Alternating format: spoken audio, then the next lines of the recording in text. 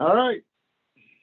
Good evening. Welcome to the November 16th, 2020 Zoning Board of Appeals meeting. We only have one applicant this evening, the City of Plattsburgh, on behalf of Prime. And we will be hearing from them and speaking to them this evening. Couple of announcements. If you didn't happen to go to if the public didn't go to the 6:30 meeting, Kathleen Inslee has left the Zoning Board of Appeals because of personal and professional time constraints. Elizabeth Gent, Ellie, has been promoted from alternate member to regular member by the mayor. And Julie Bond has been appointed by the mayor and council as an alternate member. This evening we have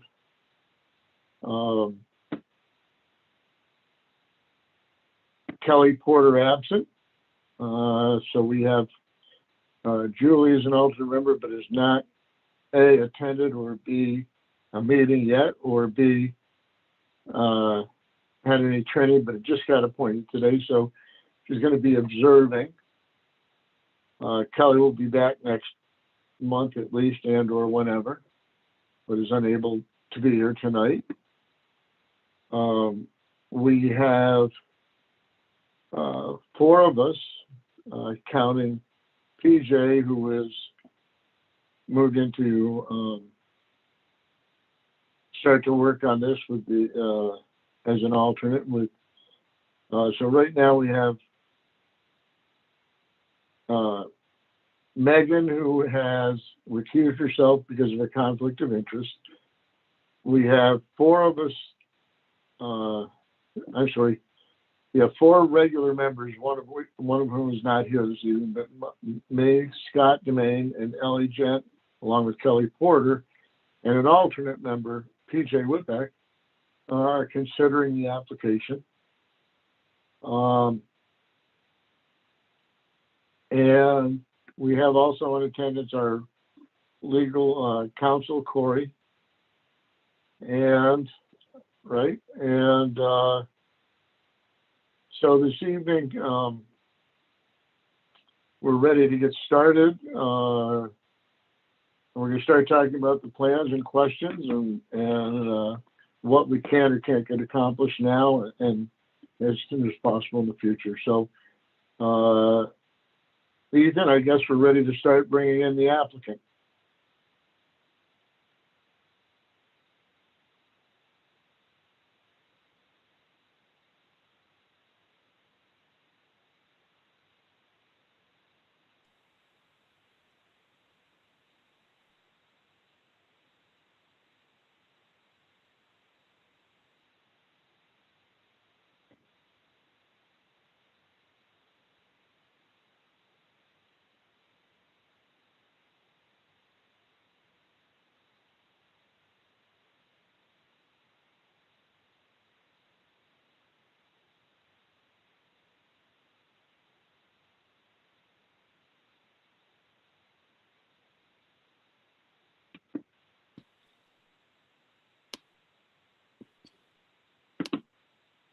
Let me know, Ethan, when all the applicants attending are here. All the applicants should be in. Okay, so this evening we have Matt Miller from Community Development, Turner Bradford, Charlie, the attorney, and Dean and Steve, Dean the applicant, Dean DeVito. Correct? That's you, Dean DeVito, not Dean Sneller, correct? Yes, that's correct, Ron. It's Dean DeVito. Correct. Yeah. And then and Steve, the architect. Great. Good evening. Well, here we are. It's November. Although there was, I believe some people felt there was some hope that we might get to vote this month. We can talk about that a little bit. We have a bit of work to do. Yet we feel we're getting closer, I think, to a vote. I assume you guys all listened to the 6:30 meeting and heard our questions and comments. Great. So you know what some of the concerns are. I just want to preface this with a couple of concepts of where we are, I believe, and what we want to do. And also have a little bit of a statement, but we've been at this for however long now. It's been so long I can't remember life before this application, honestly, anymore. And everybody is anxious to get it done. I think it's been, hard on everyone involved, from Prime, the city, frankly, even the people, the public that do or don't like it, the zoning board, the planning board. And so we'd like to get it resolved. I will tell you, first of all, Charlie, and I want to go into other stuff, and I'm going to ask this now. Were we able to finalize everything tonight? We only have 4 people voting. Would Prime want to go forward with only 4 people voting? Good evening, members. No, we would like to wait for a full composition of the board as that stands now for a vote. Right. Thank you. Okay. Because that's a standard question I ask every applicant when we're in this position. So I'm not saying we will or won't get to that point, but I think that you're agreeing that it's better to wait till we have 5 voting members, right? Yes, correct. I don't want to leave Kelly out. Right. Thank you very much. Okay. So that was question number 1. What I'd like to do tonight is make sure we've defined the project, and perhaps you're going to say, well, I think we've defined it. This is where we're at. This is what we want. So that we can, and then this is after consulting with Corey and other board members, what we need to do is based on what is the final plan, and we want to determine that tonight for sure. We want to develop findings, develop motions that can be used, whether it's to approve or deny, or approve with conditions this application in December. That's what we want to do. We should very well have 5 voting members there. You probably also saw the discussion regarding special meetings or not. It's a tough time of year. I don't know yet.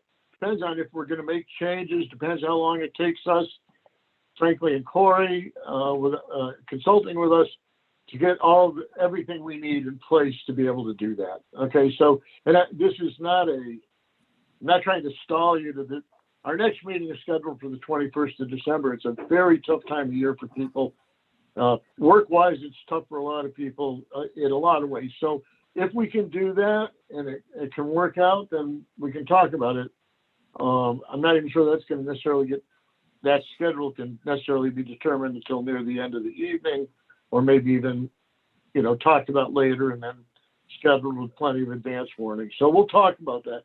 Not ruling that out. I'm not ruling it in. I'm just trying to be as clear and as transparent as possible about the process.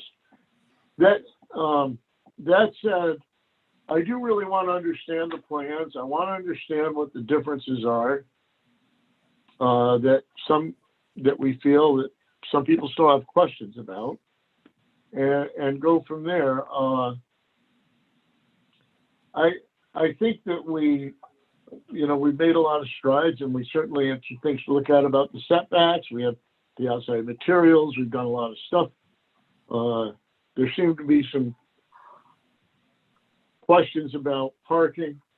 There seemed to be, Dean, last time when we had a meeting, we discussed control of the 92 surface lot spaces and how we could get to that.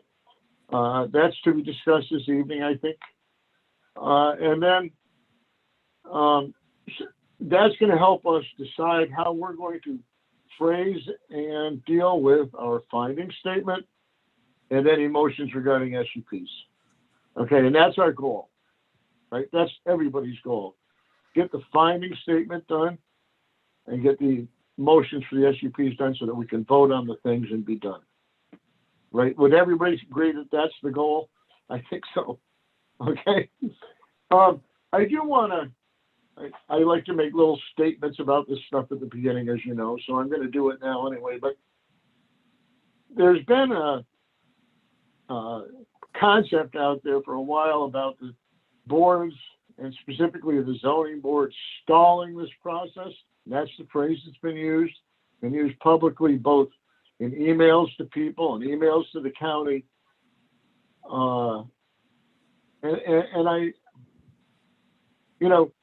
don't care how people feel about a project. If somebody likes it and I don't like it, or if I like it and somebody doesn't like it, that's a difference of opinion.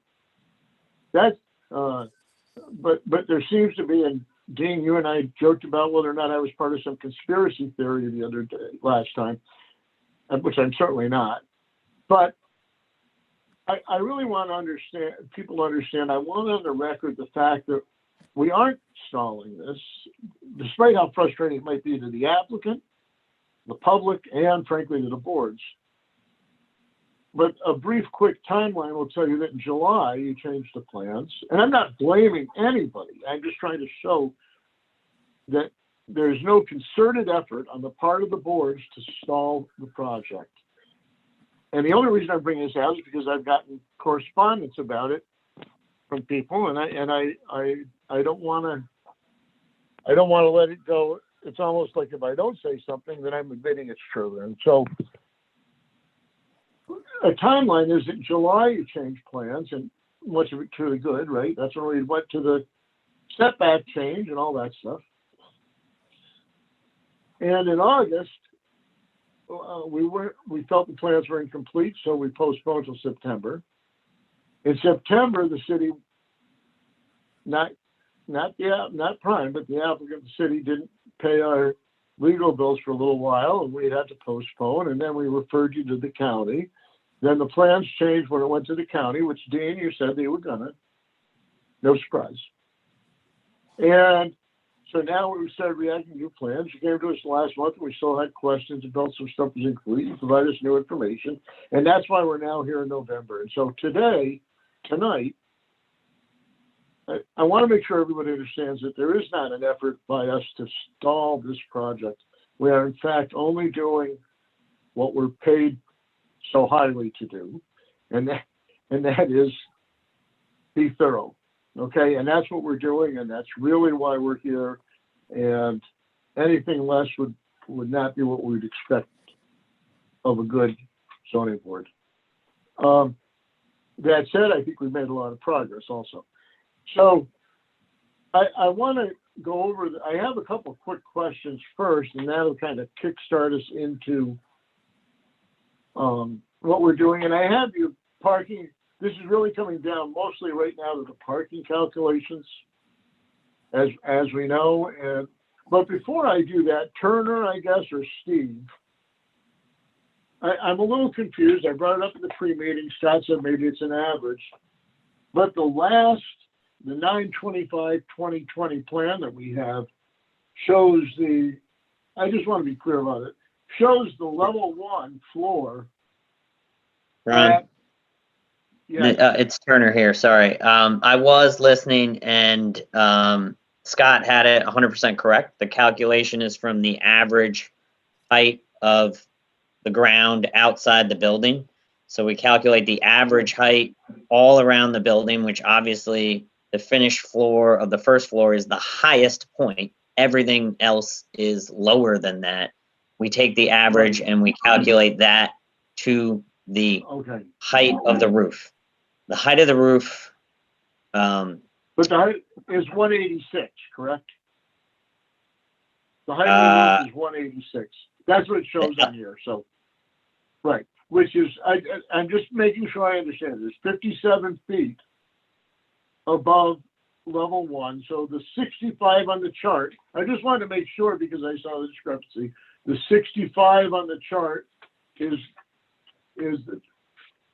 that the average height around the building is 121.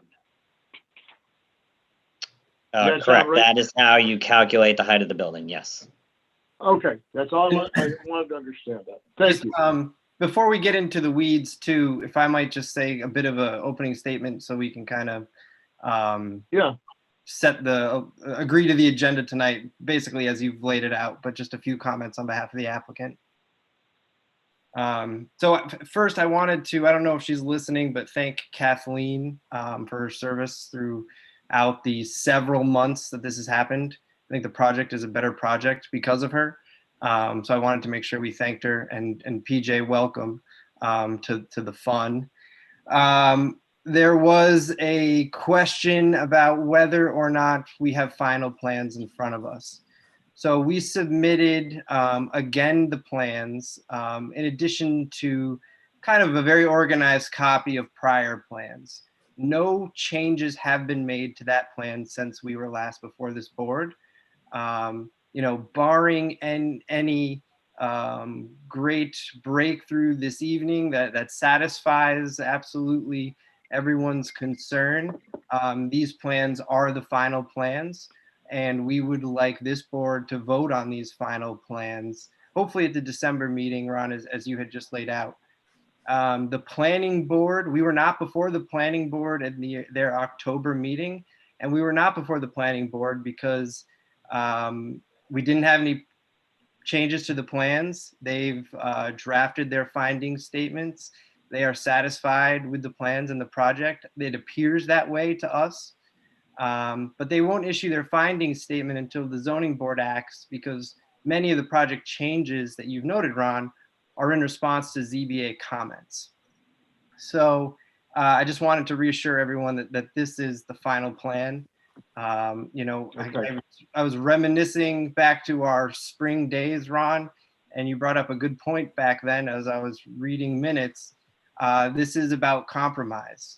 So a lot of the changes that have been made are about compromise, trying to find more parking on the street, trying to increase the setbacks, trying to figure out how to get more spaces on the property, reduction in residential units and so forth, changes of architecture.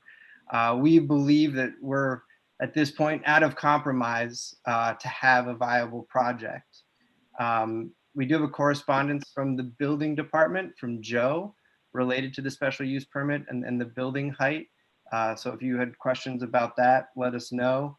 And again, we are very open to conditions of approval. Scott, I heard, I don't know if it was the pre-meeting or prior, worried about residential uses where the storefronts are. I think Corey hit the nail on the head. What you approve is what you're going to see. This kind of trends into the local law that's going on. And again, I want to reassure this board that this local law does not apply to us now. It will not apply to us in the future when we take ownership of the property, if we do. If there is a gap period in between approval and ownership of the property, I would never, ever advise Prime that they are immune from zoning, because in this instance, we are more like co-applicants than anything. So I imagine, if this is going to go forward, litigation is obviously a potential here. And I would never, ever want to hang my hat on the fact that we're immune from zoning merely because the city is the applicant, but everything else in the world is coming from us. So, I hope that reassures the board. Going to your parking comments from earlier, Turner, we'll get into those, but I would just like to remind the board that the parking reduction we are seeking and the area variance test to assess whether or not that's appropriate, that's a question for the planning board. That's a question the planning board is analyzing and has analyzed. We've submitted that information to this board. It is one of your very general special use permit criteria, so we're happy to answer any questions. realizing that the project demands a different way of counting parking because we're a mixed-use development. This isn't just one restaurant where we can say, here's the restaurant, here's the square footage, here's what the parking should be. It's a very blended downtown community, and the parking should reflect that. So again, these are the final plans. We kind of thought that documents and approval resolutions or whatever it may be were being drafted. We hope they can be drafted for the December meeting. And now I will stop talking in my attorney language and hand it over to Turner. Actually, hold on just for 1 second, Turner, and then we'll go here. Okay. We see these plans, and I think what we want to talk about mostly, just so we can get this, we have a certain set of piece of information here, and what seems to be, and I'm going to have Scott has been doing quite a bit of studying on the parking. We want to talk about that. Are there people that are going to like or not like this building because they think it's big or too big or too, I don't think anybody said it's too small, but anyway, too big or this or that. What does it all come down to? Well, first of all, it comes to aesthetics, and is this a pleasing building that will fit in with the downtown? That's our criteria, and Turner, I'm doing this so that you can respond. That's our criteria, one of our criteria that fits in with the downtown. And have we made strides with sympathetic materials? Yes. Are you allowed to build a high rise, which this is? Yes. Are you allowed, have you brought the setbacks in? Yes. Many of those things are very true. So the question really, which is part of our criteria, what's not in our jurisdiction is some of the other stuff in the findings necessarily, except that we're approving our findings say that we agree or disagree with the GEIS, the FGEIS, the final one. So that's, and they talk about economic this and economic that and pilots and so on. But relative to the boundary and this, the main criteria that I think we're interested in mostly discussing this evening is parking and the effect of the project on downtown parking and ways to mitigate that. And what we had started to talk about last week was control of the south surface lot. And so that's really what it's going to go to. And I'm going to turn over to other board members after to start asking questions besides me. But go ahead, Turner. Did you have something in particular, or you just wanted to respond to us? I guess I'll specifically address again Scott's comment, and I appreciate Scott's research and digging through the ITE manuals. I know that's not, that's not pleasure reading. So kudos, Scott. But I think it is important that we do actually, though, make a distinction. The GEIS and the FGEIS, those are not Prime's documents, right? Those were created by Chazen to analyze all of the downtown projects. And I think then to transition to your question, Ron, that's where the answer to all of the project's impacts on downtown parking lie, right? Within the GEIS and the FGEIS. Specifically to Scott's comment, so Prime has not used the ITE. What Prime has proposed is an alternate method of parking calculation. So we did not go into, ITE manual. We proposed our alternate method of calculation, and that is what is being requested as part of the special use permit. It does include compact and subcompact parking per code, which, to be honest, Ron, came about as a recommendation made by you, a comment that you put out that we thought was a good idea and included. But so the only deviation being requested in the deviation chart is the manner of calculating the number of spaces. Okay. Scott, I'm going to let you, if you don't mind, start to discuss the parking questions. Well, I guess your statement, Turner, I'm learning as I go along to keep track of exactly what I am reading. And the one thing that we are required to do is declare findings based on the GEIS, the DGEIS, and those utilize the ITE manual. And like you said, that's not what you're using, which is fine. I'm not saying it's right or wrong, but in our review, we have to take a look at, and we've been told by Charlie and our attorney Corey that, we have to base our findings on what is of record in that DGEIS and FGEIS. And so that's kind of where I pulled it from. You mentioned that Ron was the one who mentioned about compact, subcompact. Ron and I don't always agree, right or wrong. But, we're always friends afterwards. So, if you watch the earlier one, you kind of saw the pre-meeting, you saw my concern about, shall I say, call it what you will, cherry picking the guidelines. Pulling some from our code that suit us and pulling some from your alternate calculation. And one thing that I haven't seen, and maybe I missed it, I have not seen anything and like I said, there's a ton of paperwork here about the hamlet in regards to compact, subcompact. So I can, go ahead, Scott, I'm sorry. And in reality, I'm not sure I've actually seen the formal calculations from the hamlet other than the statement, this is what we use and it works. So I can address that a little bit, then hand it over to Turner.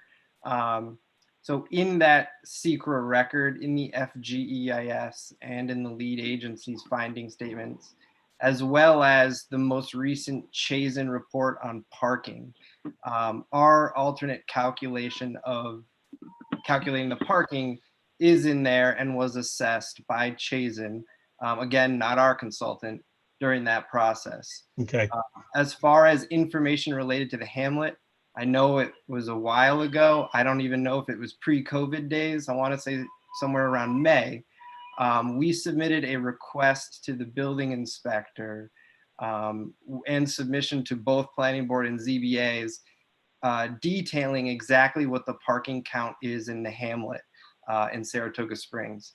And attached to that were the relevant site plan sheets from the hamlet. I don't know to the extent the hamlet, other than living there, and so I do recall compact sized cars. I don't know to what extent that was utilized. I think Turner might have worked on that project, so he might recall. But what I will say is the compact car issue, everything we're doing is permitted by the zoning code in some request or in some fashion, right? So 36021D allows us to seek a waiver for parking for this alternate method. That's permitted by the zoning code. The zoning code also allows us to utilize compact and subcompact cars, something we didn't do in the beginning.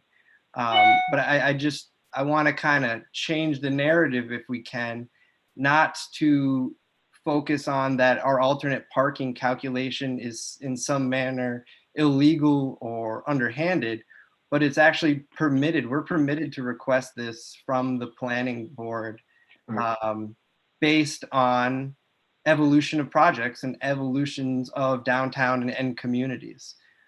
So Turner, with that said, I'll hand it over to you. And Dean, even, I don't know what type of compact stuff was in the hamlet. Yeah, I did not work on the hamlet, but I have reviewed the plans. And in the request that Charlie mentioned, there was also not just the plans, the site plans that were approved in the hamlet, but also then, because similar to this, that was an approval, prior to tenants, right? It was an approval based upon an assumed use. We also provided a breakdown of occupants and uses, including restaurants, commercial retail, and tenants that are currently occupying those spaces in that request. I do believe that there are compact spaces within the hamlet. I don't believe in the same number that they're being proposed here, but without going through the plans, I couldn't tell you. Okay, listen, what Scott said is true.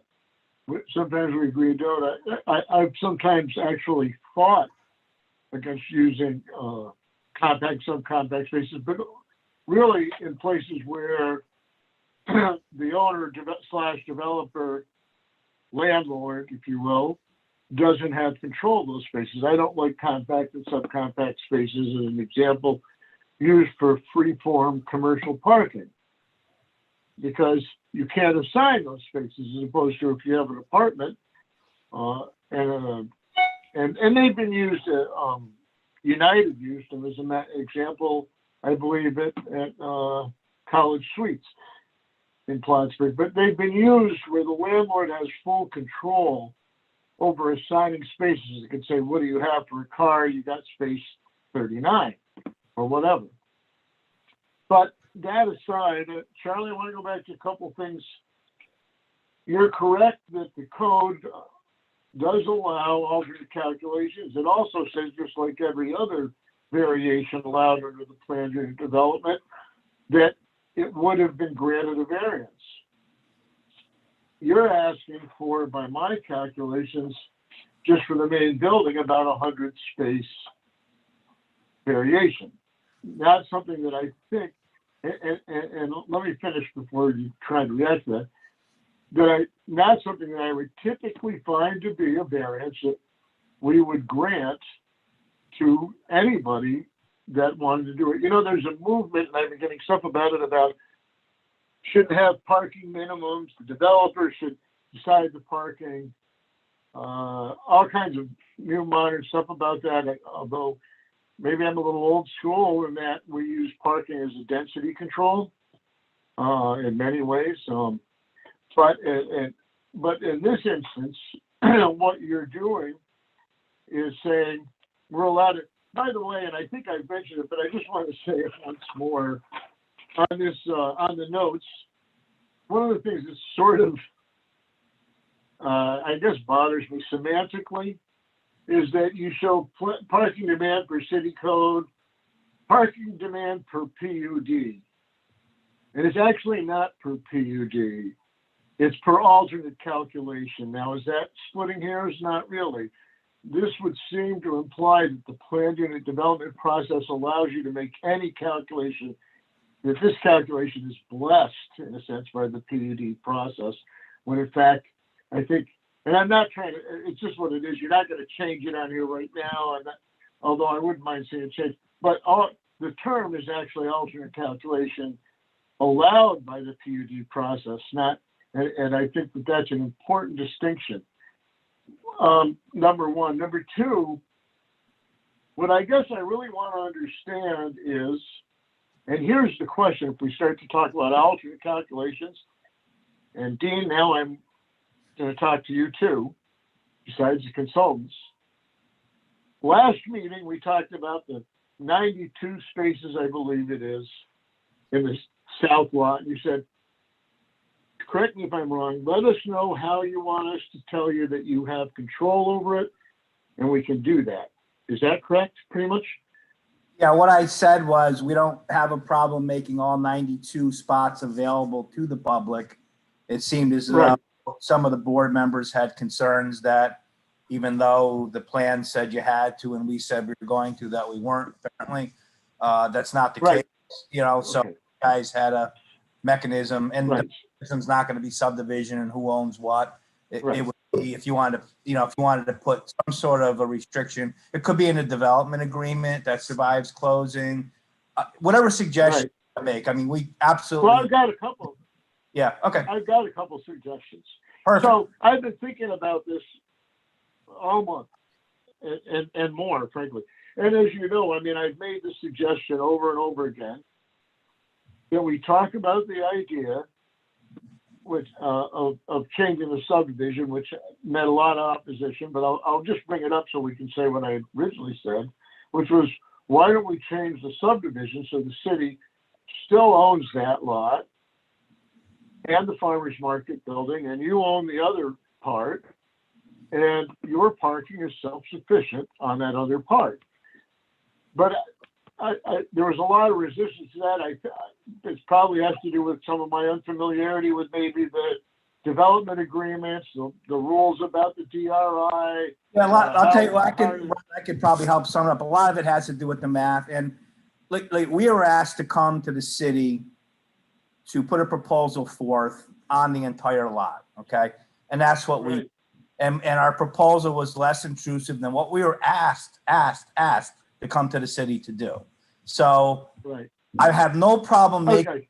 spaces available, but I think we've already talked about splitting it up and not including the farmer's market. It's just not, it's not a change that we're willing to make. So, I understand. Okay, so that's my question. So Yeah. then the question comes down to, and so I'm trying to sort of cut to the quick, if you will, the chase Yeah. here and say, what's the issue? And the issue seems to, there are other issues, and some people would say that's not the only issue, and some people would say that's not an issue at all. So I'm going to talk from me personally right now. So what is the issue? The issue is that there's a concern about the ability for those 92 spaces to be available to the public. There's frankly also a concern, which is not totally your call, about the future paid parking system, about whether or not you would, as an example, there's been talk about that, those 92 spaces being you having people parked there at the same rate as the rest of them.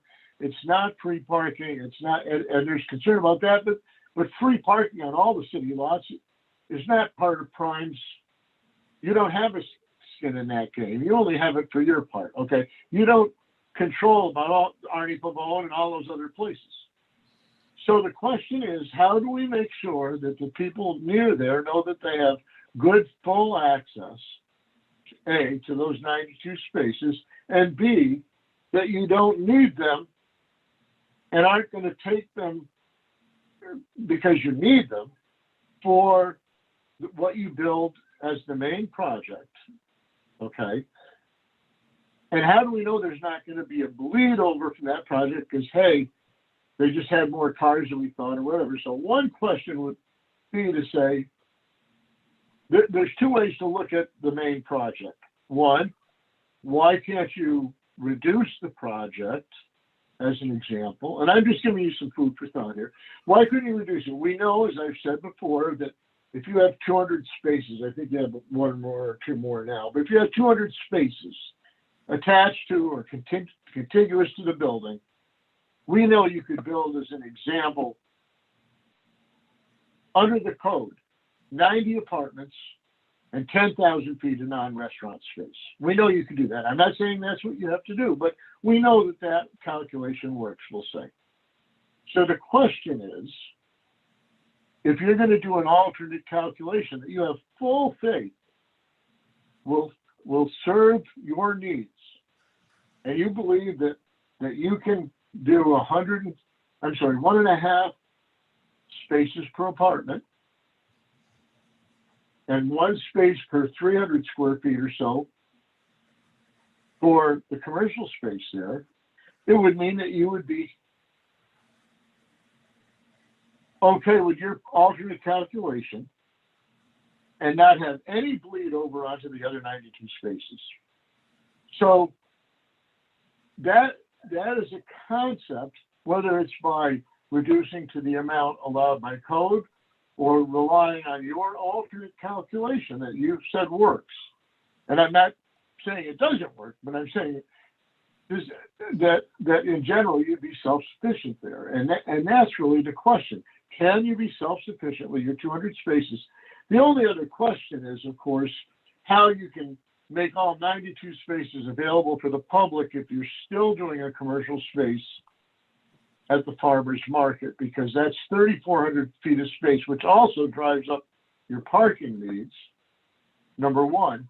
And number two, would require some of those 92 spaces, you know, But to support that. that is in the parking calculations, Ron. Just to answer your first question, you've asked that question numerous times, and I appreciate where you're coming from. I just, you know, Charlie tried to make it clear in the beginning, the plan is what we want to vote on at this point. So as far as, you know, again, we were solicited to come to town, asked to come to town to do a building that was bigger than the building we're doing. If we knew that if the city said, we want you to come here and do 80 units and 10,000 square foot of retail, we wouldn't have pursued this project. Okay. So we were asked to come here, Okay. something similar. So that, I mean, I think we could put that to bed. I mean, we've done all we can. Okay. I absolutely have no problem talking about ways that you can secure that we're not going to, you know, if there's a use that is going to be in the farmer's market building, and is somebody going to park there? I don't know. Is there a way to monitor that? I don't know. I mean, if you have a solution, I'd be happy to listen to it. Well, I guess I'm looking for us both to come up with a solution to how, and I think that if the goal, Dean, if everybody's goal is similar, and that is to get a project that compromises enough so that the public is not hurt by, and especially parking, I would say, is the major thing. If the public is not hurt by this project, and in fact helped by the project, what can we do to make this project work that helps the public and everybody else involved? That's the question. And I think we all have that goal. If I just The one compromise that we're willing to, let me finish, Charlie. The one compromise that we were willing to make to help, you know, again, like you say, it's compromise, and I agree 100%, was at one point in time, we were going to retain, I think it was 40 of those parking stalls, which we could have entered into long-term leases with for our tenants for extra parking, which we could have, you know, so we could have dedicated those to our project. Right. We, you know, within the last couple months Right. said, no problem. We have a 104 unit complex in downtown Schenectady that we have 112 parking spaces for, total of 112 parking spaces. We have no problem with parking. You know, Okay, so I understand that. So I guess one of the questions is, if we then, as a condition, which isn't going to be transferring because you're not going to subdivide it, we understand that. right. If we can come up with a solution together, whoever thinks of it first, to make sure that that the public has total access to those 92 spaces, that's acceptable to you. How we do that and guarantee that is the question, correct? Yes. How about this, Ron? And I don't know if this works for you, but if in the development agreement, you know, we specifically say that we have no right whatsoever to enter into any parking agreements, allow parking with any of our, in other words, before, if I had a tenant that wanted an extra space, I could have rented one of those 40 spaces. So if our development agreement, which survives the closing, prohibits us from entering any long-term leases or any leases with our tenants on that space, it's a violation of the development agreement. They can put fines in there. They can put in whatever they want. I mean, we're not going to do it. So, you know, there also has to be a mechanism, I suppose, Ron, that if we aren't doing it, you know, we get a warning. The second time we get a fine. The third time, whatever, however you want to say that. But to me, that's what I can think of, you know. All right. I want to see if other board members, and again, we're limited. There are actually 4 of us that are, Julie won't be questioning, and Megan, because she recused herself, won't be questioning. But I want to know if Ellie, Scott, or PJ have questions or comments.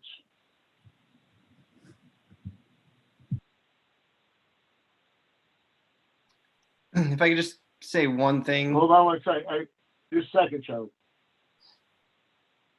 You want to wait and hear what Charlie says? Okay, go ahead, Charlie. So I just wanted to clarify one thing, Mr. Chairman. I heard you say that, ensuring that members of the public are not going to be hurt by the proposed parking and so forth. Again, Chazen Companies, the city's consultant who did the GEIS, has reviewed the most current parking plan and found under very worst case scenarios, which will probably never happen unless, you get consecutive full moons, there is sufficient parking. That was their conclusion. That there was their report. So I just want to make sure for the other board members that this has been. I know it's a little bit of a leap, but this has been reviewed as part of the secret process. So, we have examples. We've had studies done by independent third-party consultants in Chazen. The parking works. And I just want to bring another anecdote to the situation. I'm doing a very similar project in the city of Hudson. The city of Hudson, a municipality I didn't bring up before, has no off-street parking requirements. They're very confident in that approach. So we're doing, I think 300 plus units there without off-street parking. So, realizing that this is the trend, I would like to stay away from, accusations that the public is going to be hurt by the parking calculations, because that is just not known and it's not what the record reflects. Hey, Charlie, I just have a point of inquiry on that, and for the purposes of the record, because I'm not clear on it. But did the Chazen study do a site-specific analysis as it relates to this project? Yes. So they did when the city council amended their finding statement based on the most recent changes, which was actually the higher density commercial with the 105 residential units. It analyzed the parking overall for the GEIS, but then made site-specific recommendations or findings, whatever you might call them, for this property and how those public spaces might be utilized. I think under a very worst case scenario, they concluded, and Turner, correct me if I'm wrong, I don't have the document in front of me, but 10 spaces, there might be an overage under worst case scenario, but that those spaces are now provided for parking elsewhere throughout the city that are within, commuting walkable distances. So they found that this parking works. So I just want to make sure, and to the extent I can try to relax the anxieties of the public, I don't know if that's possible. But these tools that consultants have been using, these examples that we have been using, that we have been beating, it works. So I just want to try to emphasize that as much as we possibly can. Turner, can you unpack that for the board a little bit? Because I think that that's an incredibly helpful point that Charlie just made. And can you walk us through, or whoever's the appropriate person, the Chazen sort of site-specific to the Durkee Street project analysis, which I assume compares the parking that will be lost from the development in the existing Durkee Street lot, which presumably services the adjoining, the businesses that are near the lot, those people that would appear to be most impacted by the reduction in parking, and how that's mitigated, if in fact that's what the supplemental Chazen report provides for. I think that for the purposes of this board, that would be a very helpful analysis. Yeah, I agree entirely, and I think it does answer a lot of the questions that have been asked. I mean, unfortunately, it's Chazen who is the best person to people to present that information. I don't have the study in front of me, but what they did, my recollection is a parking study that included all of downtown within the current parking overlay district. And it analyzed the new lots that were created, the loss of the existing Durkee Street lot, and the creation of our project. And then I believe it further went to include on-street parking as well. Yeah, And the result of it. That's my recollection from the original Chazen study, which was a sort of a global review of here's all the parking, here's the parking need, and here's how we will provide for that parking throughout the city. I also believe, I'm sorry, Corey. No, that's okay. Please, anybody jump in. I'm just I don't know. trying to best understand for purposes of this board and its site-specific review of the impacts from this project, the delta, if you will, between what's lost and how it will be replaced specific to this project. So, you know, if there was somebody that was parking outside a business, or if there was someone parking in the Durkee Street lot that was patronizing a business nearby, they're not going to park in a different city lot, you know, somewhere that's far away. You know, what was the analysis for the loss of parking for those businesses that are near here? How was that explained? That's what I think the board needs to hear. You know what might be helpful? I think Ethan did a really good presentation, and it may have just been to the planning board. Charlie, you remember if he presented this? I think he did it to both. It's also on the city's website. It is. I think it's on the zoning board's website, to tell you the truth. Yeah, We and did a whole I personally reviewed that, and that was an excellent. That was excellent. But Matt, does that specifically speak to the replacement parking for this project? So if we're talking about the amended GEIS finding statement, it did include an updated parking study completed by Chazen. And the conclusion of that study was that if all of the various uses within the development, the residential component, the commercial component, the restaurant component, if the parking demand for all of those individual components peaked at the exact same time, which is rare, if not impossible to conceive of, that there would be a bleed over of 10 spaces of parking demand into the city's special assessment district.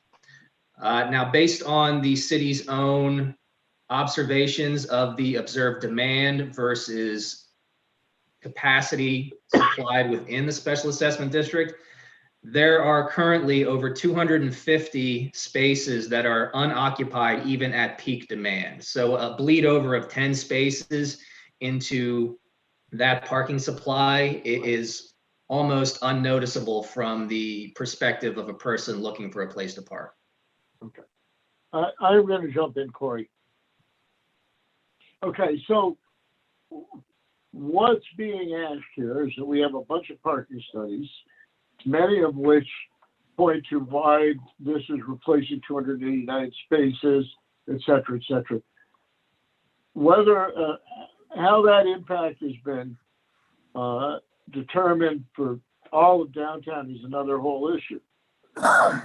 But the question really comes down to that no matter how you look at it, and we're trying to mitigate this, when you have I'm not saying, by the way, that a parking lot is the best and final use for Durkee Street either. That's not my point. When you look at 289 spaces that exist in one specific area of downtown and you replace them and count them, replacing them with spaces made up throughout downtown is not the same as what Corey's asking about relative to site specific. The other question I would have is, does any of this, has this been updated to include the fact that we are now talking about the public not having 50, but in fact 92 spaces available to them in the south lot?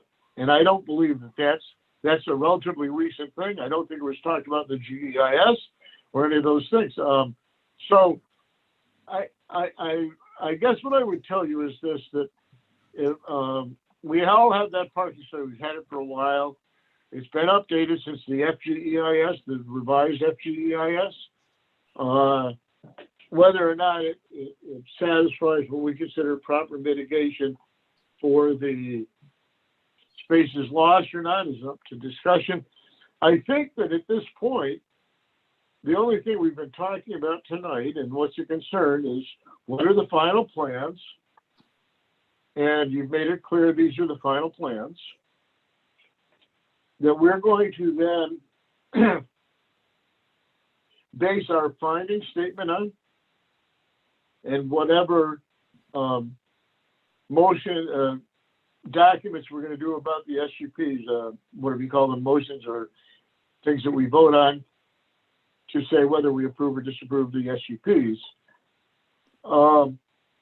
And we will use these plans, number one. And number two, I think that we, and unless somebody gets, anybody from the applicant or the, I'm going to call Prime the co-applicant, because that makes me feel more secure about P4. Okay. I've been called worse, Ron. Huh? I said I've been called worse. Yeah, no, it's not a bad thing.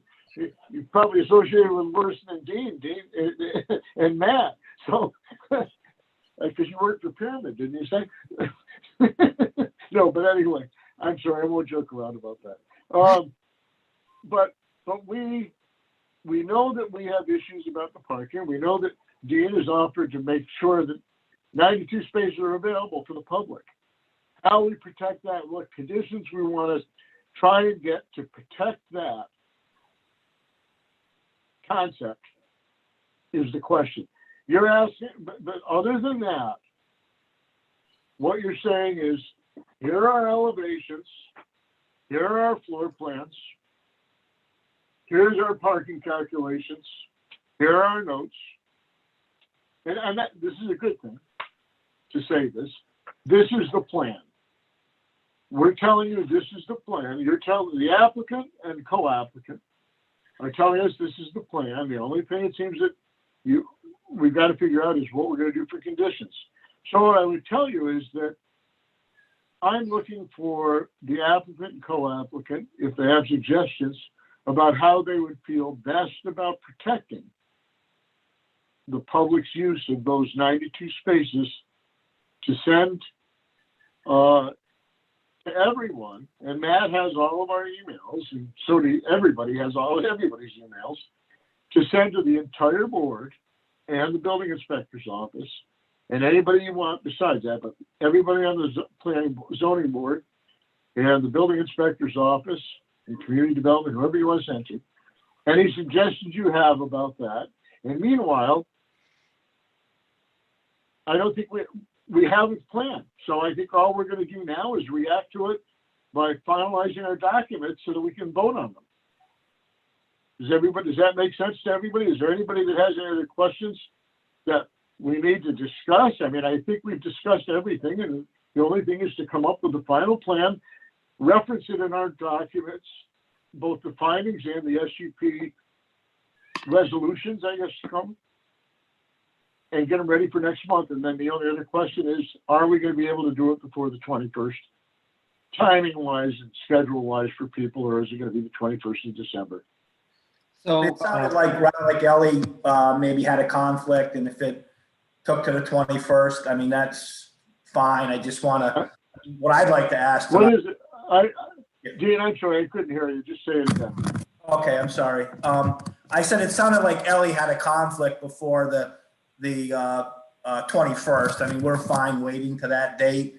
The one thing I would like to ask for in this meeting, I don't even know if it's appropriate or not, is to make a resolution that we're going to have a vote on the next meeting and everybody agree to it. And I don't even know if that's appropriate, but it's something I would ask as an applicant. Yeah. Okay. So you want us to make a resolution tonight that we're going to vote at the December meeting? Is that what you're asking for? Yeah, yes, it is. I don't know if it's appropriate or I'm out of line, but at least it would give us, we'd all say, okay, we got closure here. We're going to vote December 21st, unless something crazy comes up. And Charlie, I'm assuming we could probably throw some language together that we could present to the board in short order that we could include in the development agreement that requires us to make the spaces available, put some sort of a punishment in there if we don't. And certainly, Ron, if you or Matt have another suggestion, we're more than happy to listen to that. Yeah, and I think to that end, whatever, from what I'm hearing is some level of enforcement authority for the city in case the city or anyone for that matter is not pleased with how parking is going. We'd be happy to put it as a condition of approval in the finding statement, because things that are in the finding statement are binding mitigation that the applicant must abide by. Put it on the subdivision plat, that way it's in the chain of title. Put it in the developer's agreement. That way there's no question as to how the parking spaces should be run in the manner they should be run in. And if they're not run in that manner, what's the enforcement mechanism?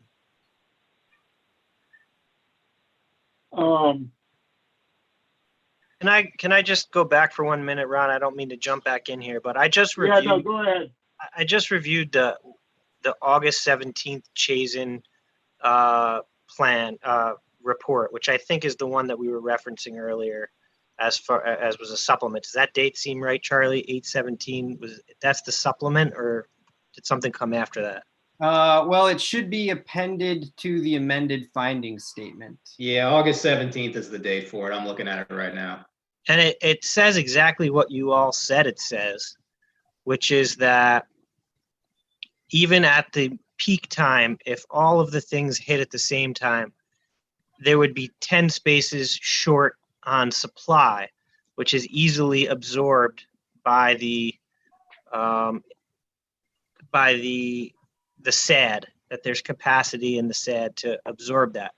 So in other words, Prime's project in and of itself, at its most intense, results in 10 overflow parking.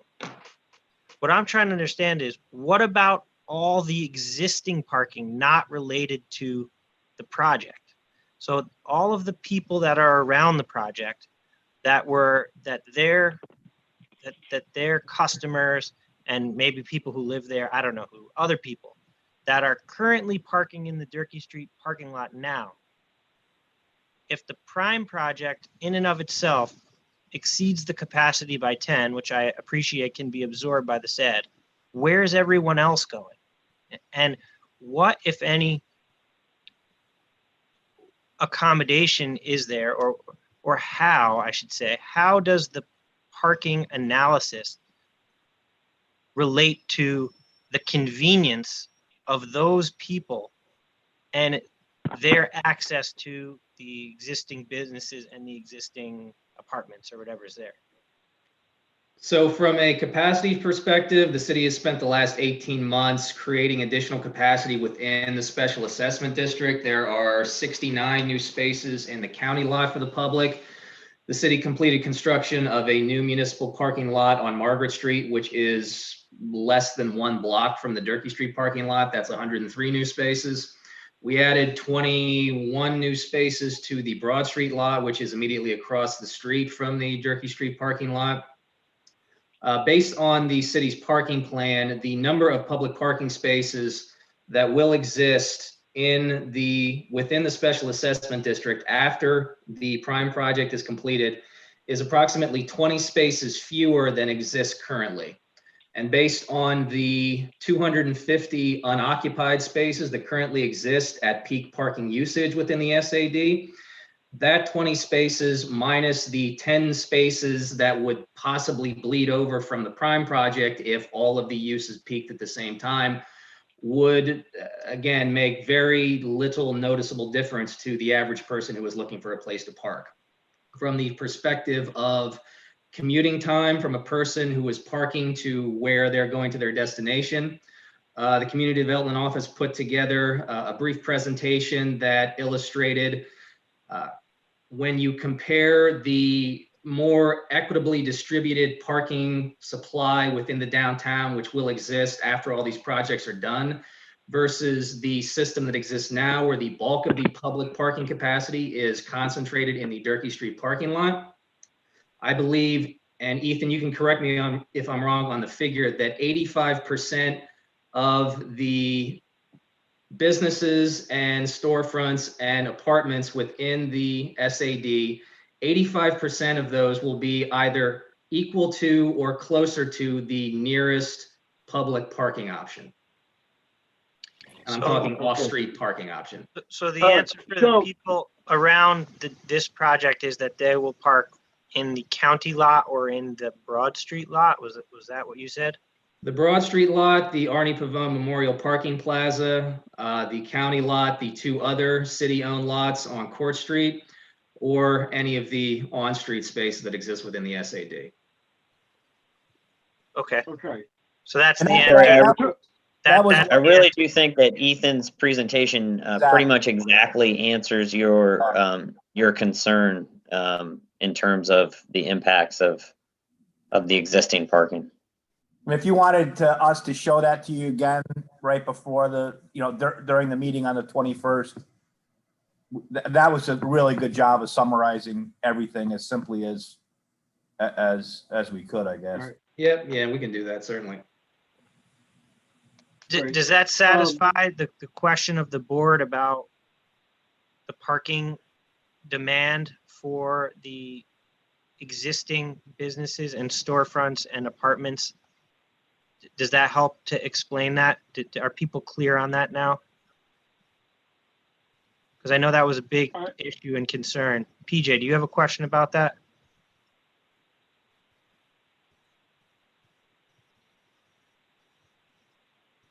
Sorry, I could not. No, I don't have any more questions about that right now. Okay, thank you for the explanation. No problem. All right. What I'll say is that helps me understand it. I'm not sure if I necessarily totally agree with that consultant. I'm not saying I disagree either, but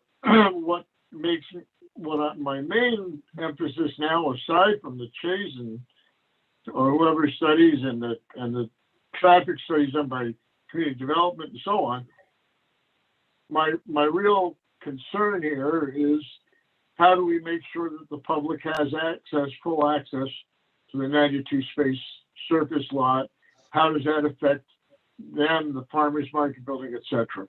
So what I'm going to tell you, Dean, in answer to the other question, I don't see us, I don't like to do resolutions to say that we're going to absolutely do something next month or whatever. I can tell you that I want to be done with this completely. I really have, in many ways, and I could go on and on about what I think it's doing to the process, the boards and everything.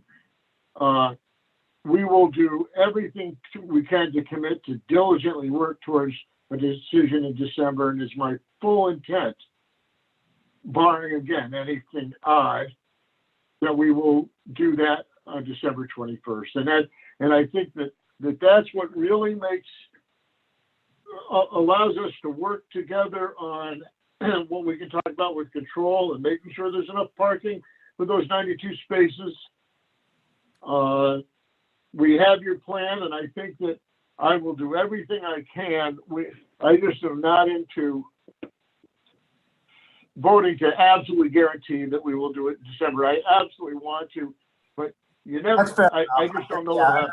Yeah, I respect that, Ron. That's fair enough. And Ron, one step. But we're going to do everything. Wait, Charlie, hold on one second. We will do everything we can. Frankly, I just need to get this done, and I want to, it's been a long process. So we will work as hard and diligently as you can. And I can say personally, since I'm probably the one that's mostly going to be dealing with it with council, that I will do everything that I can to make this vote happen in December. I appreciate that. Thank you. One thing I was just gonna say was what we could do tonight. I realize the public hearing is still open. I don't know if there's members in the quote unquote waiting room to speak, but we would ask that the board does officially close the public hearing, in preparation for hopefully a determination in December. Well, I was wondering about that a little bit because I had adjourned it last time, but I think there's two ways to look at this. One is that we have this final plan, and we're working on conditions, and I'd like to have I'd rather not do it tonight when I think we've gotten a lot of written comments and we can still accept them. I'd rather not close the public hearing because I think that, or else we can have one tonight and take a bunch of public comments and still decide if we want to.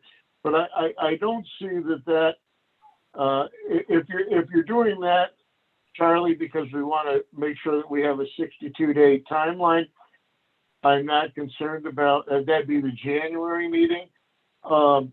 But I really think that when we have everything final, the final resolutions, and the public has had a chance to look at our finding statement also, that they should have a right to comment on that. So if we had had a finding statement this evening that had been out for the public to review and some resolutions for the public to review, it might be considered. But I think I'd feel better if we had those things out and available, especially since we're going to go for the 21st, and the public has a chance to review them and at least do written statements. And then don't forget, I've adjourned it. So we can decide at that point in December what we want to do. But So I would just offer that the finding statement, the resolutions, that's this board's document. There is no requirement to have a public hearing on a finding statement. And I would suggest we've exhausted public comment at this time, and we're not going to hear anything new. I would be shocked if we did. You might poll the rest of the members whether or not it's appropriate to close the public hearing at this time. Certainly, we are not trying to force a vote on this board by the 62-day requirement. We've given waivers in the past. We haven't been involved in this for the past over a year, to do that. Okay. Well, let me ask for comments from the board about whether we should close the public hearing tonight or not. Because if we're going to do that, then I'm going to want to take some time now and open it to the public before I close it at the end of the night. Or do we want to wait until next month to finalize it once final plans and stuff are ready? I'll take comments from the other three voting members here tonight. My opinion is that basically, like we're seeing, things have not changed from last month. So unless somebody has something specific based on their review of the plan presented last month, I have no problem closing the public hearing portion. I tend to agree with Charlie that we are seeing a lot of the same stuff. And we're well aware of it as a board of how the public feels about everything. But that's just my opinion, but I could go either way. I completely agree with Scott. If we close it tonight, would like to hear what anyone who's currently participating has to say, but if it's not changing, I don't see why we would need to keep it open in December as well. Okay. PJ? Yeah, I don't see the need to keep it open myself either. There haven't been, there's not significant change there. And, everything that I've read and listened to from public comment has, been along the same lines, whether it's one direction or the other. So. All right. So listen, I think what I'd like to do then is open this up for public comment right now. I think we've done our part let's let the public, I imagine there are people there. I'm gonna ask them to not, I will preface this by saying that I have no timers. I have nothing to tell how long somebody's speaking, but I'm asking you to try and make sure that you're concise. And if somebody else has said everything that you agree with, just you can get on and go, I agree with that person, so we know that you count. But and I'd like it to be specific about the plan, non-political, and only about this new plan, which I'm assuming that if you're a member of the public commenting, that you've reviewed it online. So with that said, what I'm going to do is I'm going to reopen. I had adjourned it. I'm going to open the public hearing portion right now. We'll take some comments from anybody that's watching that wants to participate, and then we will finish the meeting up and close it. Does that make sense to everyone? Does anybody have a problem with that? Okay, Scott? Ellie? Is that a PJ? Okay. All right, Ethan, Kyle, whoever's doing this, let me know who's raising their hands and we'll start listening. The first one in the queue is Scott Allen. Okay.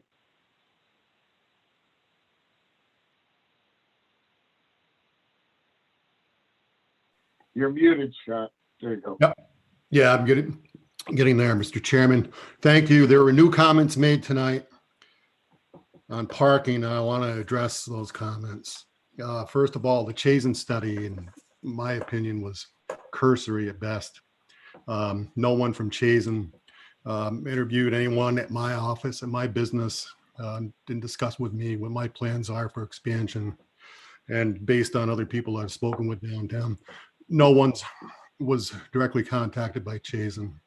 A statement was made that part of the offset figures for the 289 parking spaces being lost was that 69 new spaces, or 66, I'm not sure what community development said for a number, were created in the county parking lot, but what they was failed to be disclosed that there were already 44 existing public parking spaces in that county parking lot. The 250 excess in the special assessment district that they refer to are on street. You can't really count those the same as you count the spaces in the Durkee Street lot because they're on street and they're intended to be short term. And when it snows, those overnight, those parking spaces are closed. And also, the study is, as far as I know, did not take into consideration third floor build out in the downtown area. There's many vacant available spaces that could be renovated downtown, and that could increase the parking demand significantly. And a question for you, Mr. Chairman. The 90 surface parking spaces, the table on the drawing, could you tell me how many of those 90 spaces are counted in Prime's calculations in terms of the parking spaces that Prime needs? How many of those 90 spaces are currently counted in the table on the plans? Yeah, I can tell you roughly that it's about 40 of them, 36, I think, actually.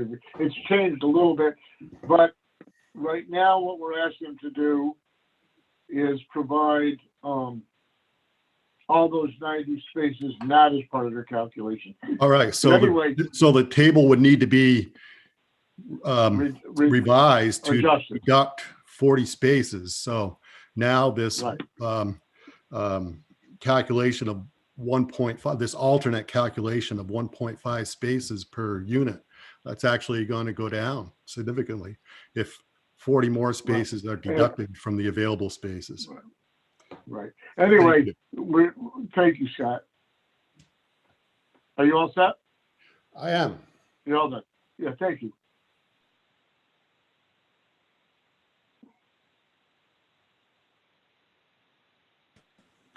Next in the queue is John Seaton.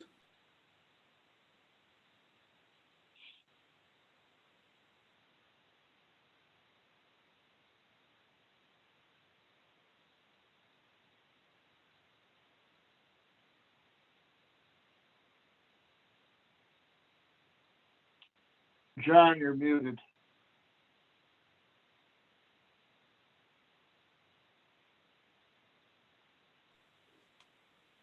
Hello, can you hear me? Yes. Yes, hello, good evening. John Seaton, 43 Durkee Street. I have never been approached about any calculations for parking. My building in a minimum has 50 employees every day. It's so frustrating to live Groundhog Day because we listen to these fabricated numbers with parking, and it's garbage. This surface lot needs to stay for the people in that geographic area, period. People need to conduct business, and my 50 employees, never minding the people that are going to the doctor's office or et cetera in my building, they need a place to park. And it's as ludicrous as having Matt Miller have to go park in the Arnie Pavone lot. He likes to park in close to where he works, so stop the bogus argument. Second, when Kathleen was on this board, PJ was I believe, there to review. Now, I know PJ. I've been in the real estate community here in Plattsburgh since '87. I know him. I know his father. But Coldwell Banker is under the same umbrella as Prime. When you were looking at conflicts of interest, this process has been riddled with all kinds of conflict of interest. I'd like to know what Corey thinks about this potential conflict of interest. I see it as a conflict of interest. Thank you. Thank you, John. Kyle? Sil Boudreau.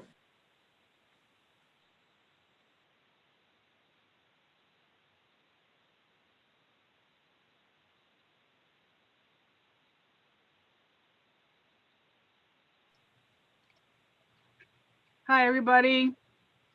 Hi, so, Can you hear me? yes. Thank you for taking our comments, Mr. Chairman. I wanted to start by asking you if you could please keep the public comments open, because we haven't had a chance to see the finding statements of the ZBA yet, and would really appreciate that when it does come out, that we should have the time to be able to look at it and read it and comment on it. So I would respectfully request that you allow the public comment to remain open until that has happened.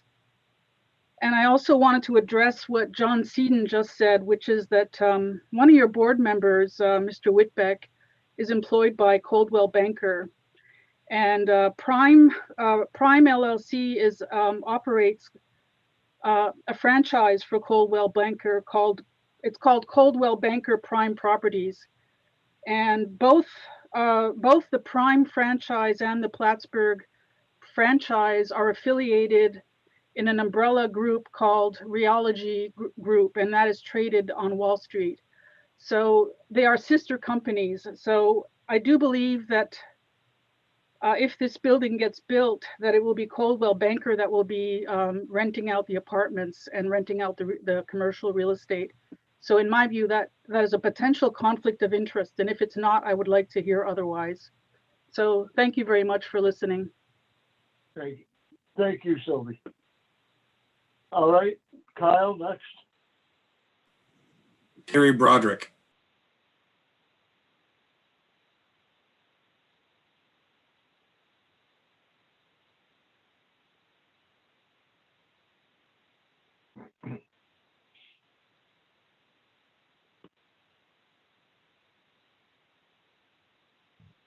Can you hear me? Yes. Good evening, Mr. Chairman. I just wanted to point out another potential conflict of interest where it may not be a conflict of interest now, but could be down the road. One of your newly appointed board members, Ms. Bond, was adamantly opposed to the prime development early on in the early stages. And when the current administration offered her to relocate the Plattsburgh Farmers and Crafters Market, she's become a strong Colin Reed sympathizer, so to speak. And I feel that her opinions, if she is at some point called upon to vote on this, that I guess I don't know how she could do it with an unbiased opinion. So I'd also like that looked into as well, whether or not there's a conflict there. Okay, thank you. Thank you. Kyle? Kevin Farrington.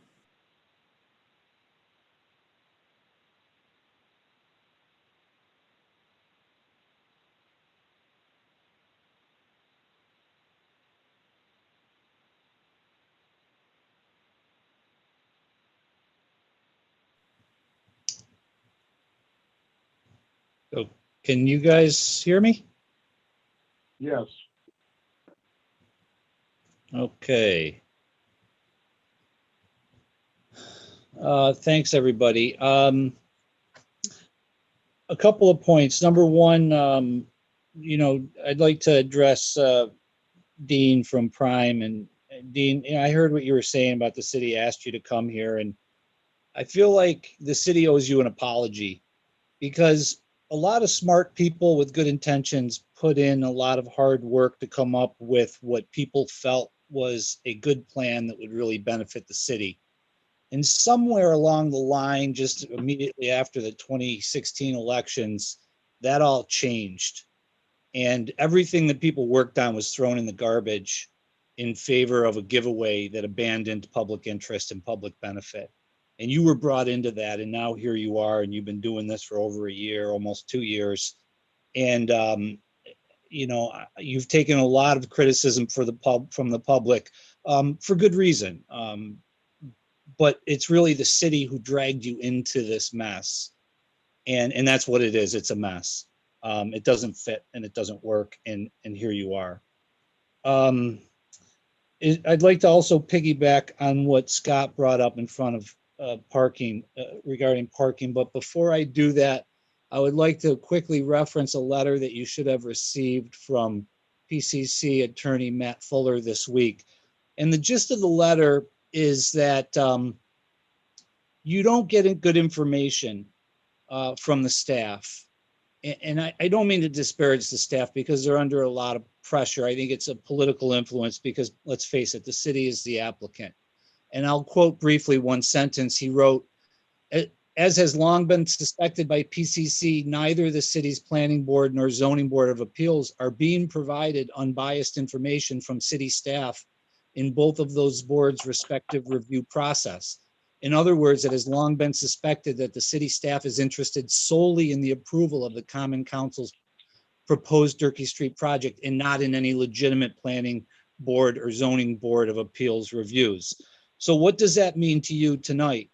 And thank you, Corey, for pointing out the shortcomings of the Shazen study, because that's exactly what they are, shortcomings. The Shazen study completely neglects to point out so many different things. One of them, what Scott pointed out, he mentioned the county parking lot, and Matt Miller said it again tonight. He boasts about the replacement parking plan. And again, Dean, you deserve an apology, because the city has fumbled around with a series of ridiculous plans, one after another, that we've all just had to wince and, at. And to settle on this one, and this one is flawed and it's a failure. The county parking lot, Matt boasts, has 69 new parking spaces. That's untrue. You can't possibly, you can vote for this or you can vote against this. But what you can't do is vote on the record documents, because they're false and they're flawed. There are not 69 new spaces in the county parking lot. There's 16, okay? Go look. There was 44 public spaces there before. It's, for not to get too deep in the weeds, but it's further compounded by all you're doing is inviting overflow parking from Oak Street back in. Okay, so that's one flaw, and I could go on. Another area that's severely flawed, and by the way, Shazen was not an independent objective third party. They were hired by the applicant. Okay, not the city, but the applicant. Yeah, the city, but in this case, the city is the applicant. If the zoning board hired Shazen, you can bet your bottom dollar that report comes back different. So again, I go back to the Matt Fuller letter that says the zoning board of appeals is not being provided unbiased information from city staff. Okay, so everything you hear tonight, you have to know in the back of your head, this is not unbiased. We're being told a story with a motive. Okay, number two, the Ethan parking study. First of all,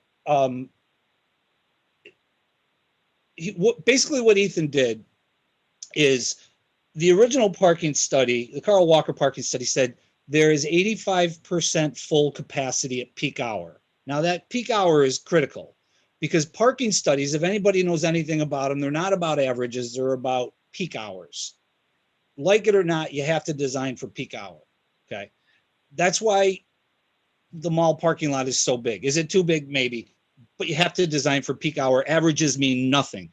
What Ethan did is he ran around on Sundays and holidays and when school's not in session, and he brought the average down, down, down, down, down.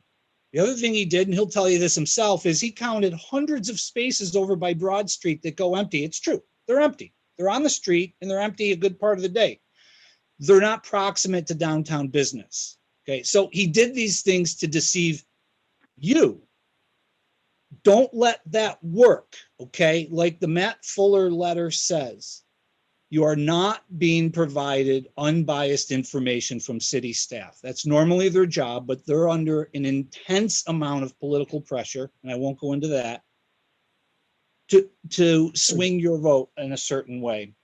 So, and one last comment, and then the last comment, Ron, thank you for indulging me. I appreciate you guys leaving open the public comment. I would ask you to leave it open. You might as well go one more step, and here's the reason. You spent 90 minutes listening to these applicants spin an argument because the information is not contained for you. If they had a quality, complete plan that's factually inaccurate, you don't need to hear from them for 90 minutes, 2 hours, 3 hours, 4 hours. If your meeting is going long, it's not because of the 3 and 4 and 5 minute public comments. It's because you're letting these guys ramble on. So if you want to cut that meeting short, cut Prime short. Okay, and let the neighbors speak. And thank you again for your service and for letting us speak this evening. Thank you. Next, Kyle. D. Mo.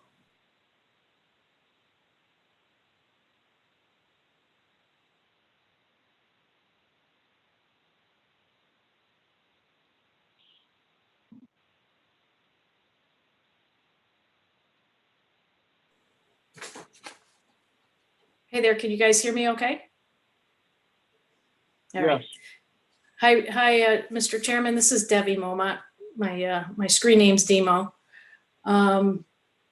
Thanks for allowing public comment tonight again. I just want to follow up a little bit to what a previous speaker said in regards to Prime not having access to the information. I do recall everything on the website was fairly updated and accurate regarding the previous Durkee Street Reimagined and that type of information. And I do believe that, you know, that's out there, and the current plan does not reflect that Durkee Street Reimagined, even though it was available. I am have interest in 33 and 39 Bridge Street. No one has come to us at any point from Chazen or any other consulting firm to ask for our current needs or our projected needs. I think that needs to be on the record, as Mr. Allen indicated, from the property that he owns. That's not happened there. Mr. Seaton, I don't think, has had anybody ask him. We are all adjacent properties that are severely impacted by this project. We are not here because we like to spend every month 2 or 3 hours, even though you guys are very interesting. It's not the way I would spend my Monday night if I had a choice. We are Me deeply either. concerned. We are deeply concerned. We are appreciative of the continued efforts on everybody's part here to find a happy medium. We want development. My husband and I want the city to succeed. That's why we invested in 2 properties in the city center. In these 2 properties, you would have not let a pet stay in prior to us owning them. We are very proud of what we've done, but our tenants, who prior to us improving the property, we had 3 cars that needed parking. Now we have 13. You take that 13 and you take the 50 from John and the 30 from the properties at AES, and right there in that city center area, you have maxed out the necessity. I have a thought, and again, I'm not an expert in what you all do for a living. I'm not an expert on any zoning or planning board. However, I'm a practical type of person. I would suggest that we do a test, which is much better than a Chazen study. Let's block all spaces that would be not available when this project went through right now. Let's keep them blocked for a couple storms and let's see how it works. If we know that the overflow parking from Prime, for example, of the 50 spaces is going to be 30, let's only leave 30 available for this test. And let's see how it works out before we start getting backhoes in the ground and we start disrupting what currently is a pretty nice place to live, recreate, and visit downtown. I would challenge the folks at Prime. We do want investment in our community. We live here because we love our community. However, we can't do it and throw out everything that we've all worked for in the past. We can't do it and end up, for instance, right now, we're working on 33 Bridge, and every time we park a vehicle or 2 out in front for the contractors to work, it's an imposition and a negative impact to the co-op. And we feel awful about that. Imagine if the co-op doesn't have substantial or even enough parking to allow those folks. You're not going to have people park at the Arnie Pavone parking spot. You're not going to have people park at the Broad Street parking spot to go to the co-op. It's just not going to happen. So I appreciate the public comment being open. I absolutely appreciate all the efforts of everybody, including the applicant. And I do hope that we can come to a suitable compromise. And I very much am in favor of a smaller footprint, the property, the parking area, and the farmer's market being retained by the city as an owned property, where there's a potential later, as the city grows and blossoms, that we can put a parking garage there. So thank you very much, Chairman Nolan. Thank you, Deb. Kyle?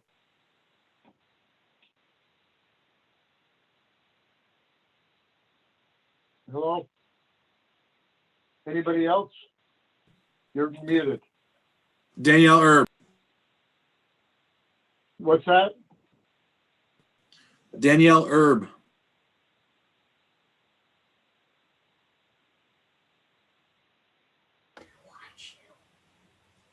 You can't. Can you hear me?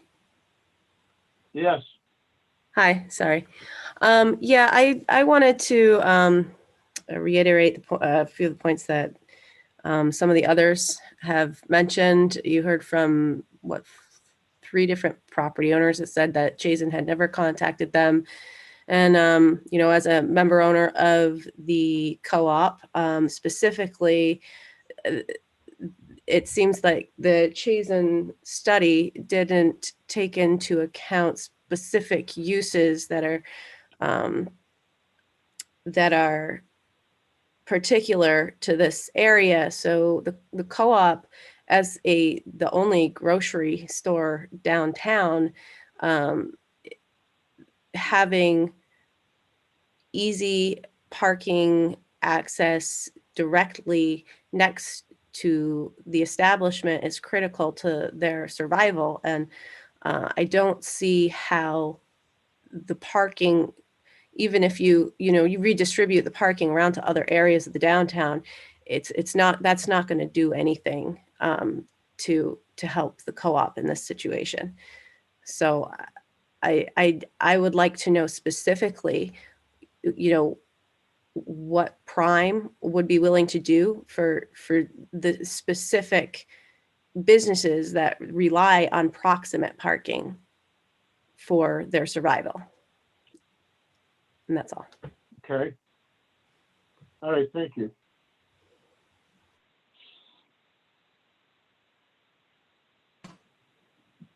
Timothy Palkovic.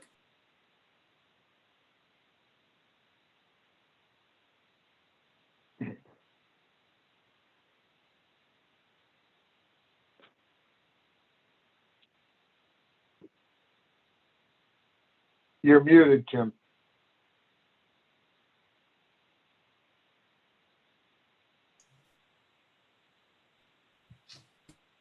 There. I first got involved with this Durkee Street. Can you hear me? Go ahead. Yeah, please provide your name for the record, please. Tim Palkovic. Palkovic. I first got involved with the Durkee Street lot when exhibiting at the farmers market, and before that by being a patron of the farmers market. That Durkee Street lot, as homely as it is our civic space. It is a space that draws people together. At the end of the last summer, there were 3 Saturdays in a row when they had an exhibit in the Arts Center, the Strand Center, and the Farmers Market, and there was a great deal of activity downtown.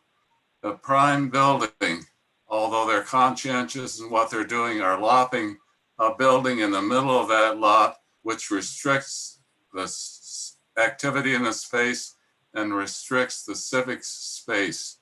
We need to really consider this.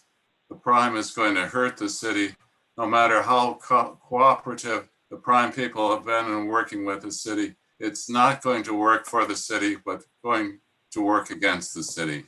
Thanks for listening. Thank you.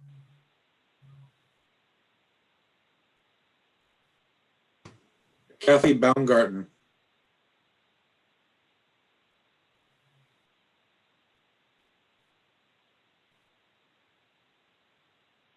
Unmute. Hello. Hi, Kathy. My name is Kathy Baumgarten. I've lived in downtown Plattsburgh since 1990. I'm speaking tonight. I hadn't planned to urge the board to vote no on the subdivision of the Durkee Street property and on the project as a whole. It will have a negative impact on every public event that has historically taken place in our city. It will negatively affect the Battle of Plattsburgh event, the Mayor's Cup, and 4th of July. I live over on Elm Street and I have cars parked on my street during those events. That's how busy it gets. And I go downtown several times a week to go shopping. And the Durkee Street lot is always very full. And I go down Margaret and Pavone is full too. And the more parking we have, the more people will come. And if they can't find parking, they're going to head up Broad or Cornelia Street and go up Route 3 and go to the mall or go to Walmart. I know you Prime people are tired of hearing us citizens up here in Plattsburgh squawking, but we love our city and we don't want all the business to be driven out from downtown and lower our tax base here. We're worried enough about our budget.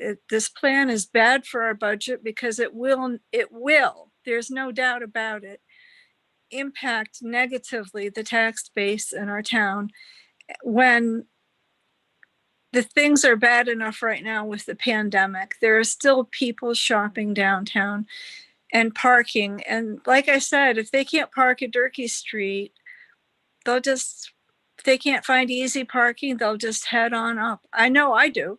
If I go downtown and it's too busy and too many people, I head uptown. So I know you're tired of hearing about it, but you're going to keep hearing about it because it's wrong. And we're going to keep talking about it. And I'm going to be talking about it for years to come. I've never, ever been involved in anything in the city where I've had to stand up and speak before. This is a big deal to me personally and to my family.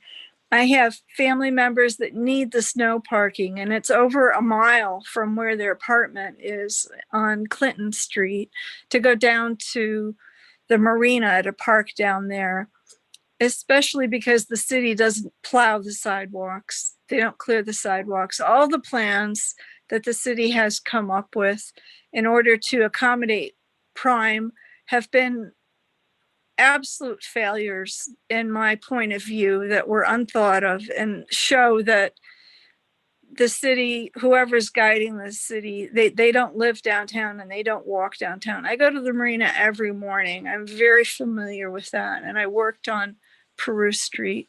So I know how the traffic is downtown. And like I said, I'm urging the board to not vote yes because you're tired of hearing about it, but to really consider this, that there's a lot of people who love our city and the history of the city, and even just the history of that little stupid Veterans Bridge. That's where the Battle of Plattsburgh was fought. That is the bridge that soldiers from the American side shot over at the British to keep them from coming on over. It's very historic right there. There really ought to be memorials there and not a big building. I don't know how to plead with. Thank you. Thank you. There's no one else in the queue right now. No one else has raised their hand?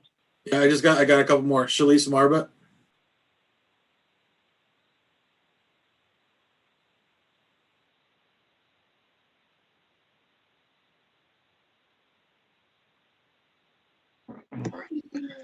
Good evening, everyone. Can you hear me? Yeah, we can hear you, Shalice. Hi, everyone. I think most of you know me. Obviously, I am an employee of the city. I just want to state first and foremost that the comments I'm about to make are my own. I have not been asked by the city to make these comments, nor instructed or otherwise advised to make these comments. Specifically, I had one concern in hearing you guys speaking in the past meeting as well as this one. And it's more of a procedural thing. It's not about the project itself. But specifically, my concern lies in the zoning review and its applicability to land uses, not ownership. I've heard some discussion about trying to maintain the southern side of the parcel in city ownership. I see why you would want to. I'm not going to argue that point at all. But my concern is that the statutes that grant this board any kind of power and authority are related to the fact that zoning must address a land use, not ownership. It must be based on the land impacts of the property use, not the identity of the users of the property, nor the identity of the owner of the property. The land use implications for this property, the parking land use, will remain the same regardless of whether Prime owns it or whether the city owns it. The demand of parking will remain the same regardless of who owns it. That is my primary concern. I just would ask that you, in making a procedural review of this, stick to the procedure that is outlined in New York State statute regarding that. Thank you. Okay, thank you. Kyle, anybody else? CBN.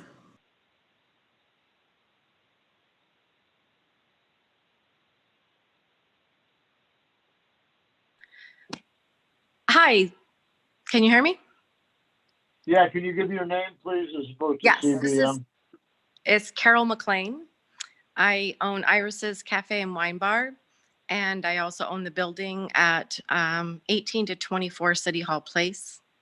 So I would just like to comment on the issue of the parking, which is my biggest concern. You know, listening, I listen every month to the meeting, and I feel that the needs of the adjacent building owners are not being addressed adequately. And I feel that the parking that was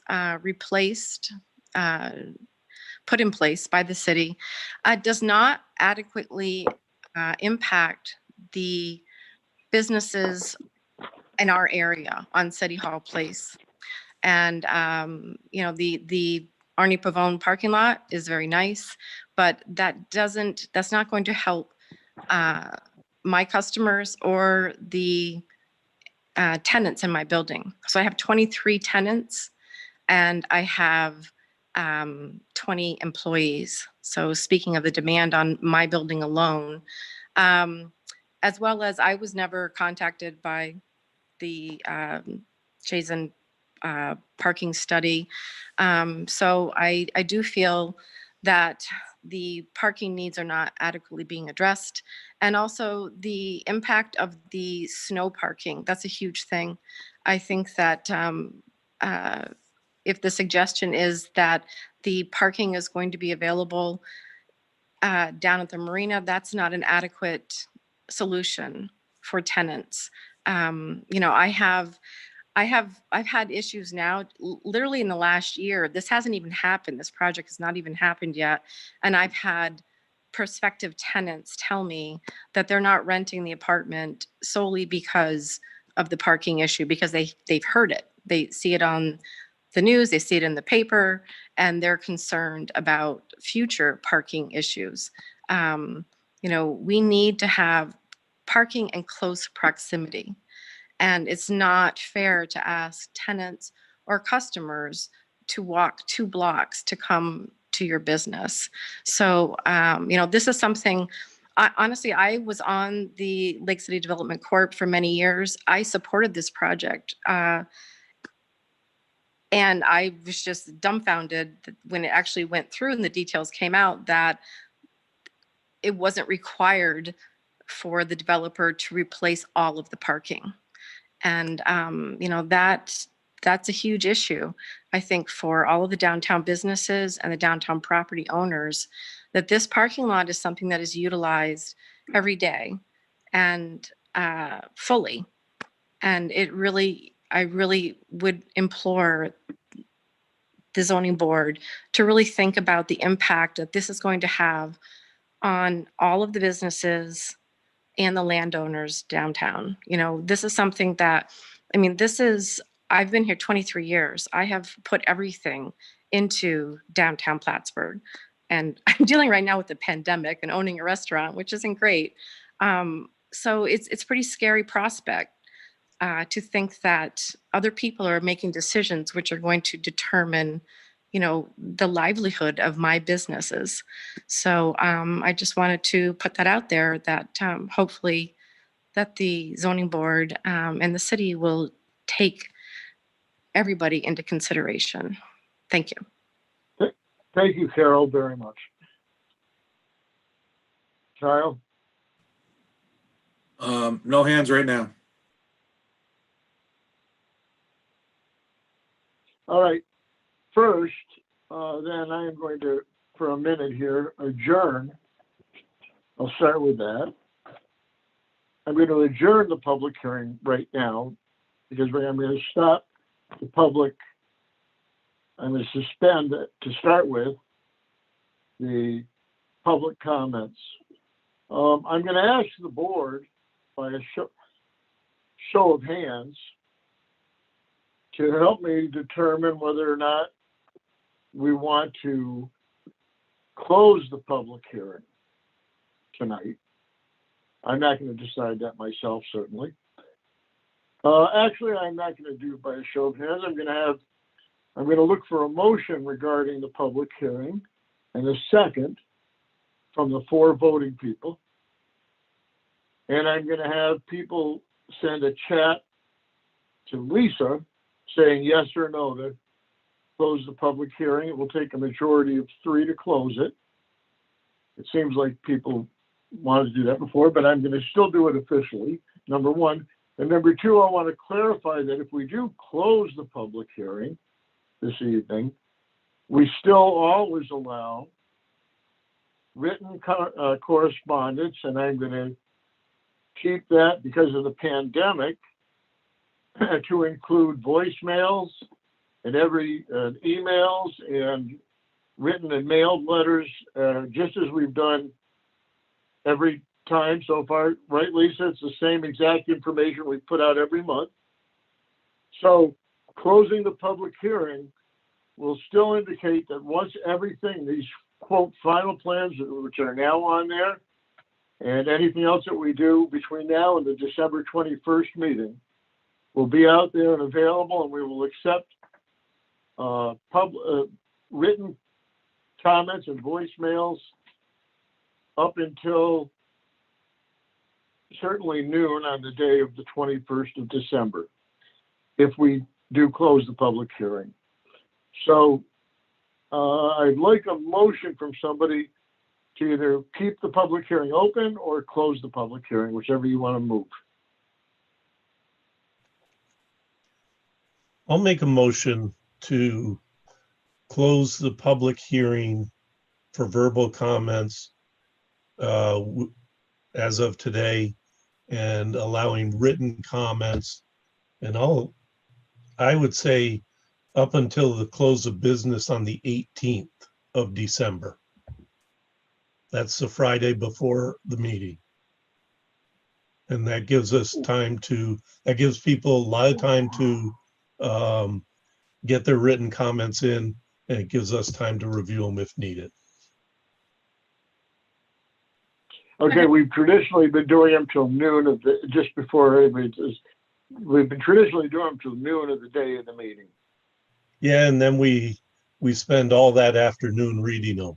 I don't think it's imposing too much to require them by close of business Friday before our meeting. Okay, that's your motion, that's fine. I'm looking for a second. A second. Okay, so if send your vote to Lisa privately. It's a yes to close and a no not to.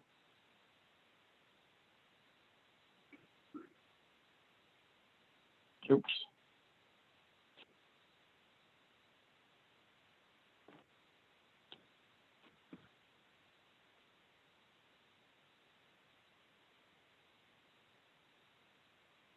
Okay, Elizabeth, yes.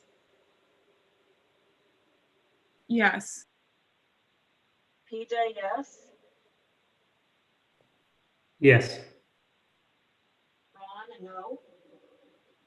That's correct. And Scott, yes. Yes.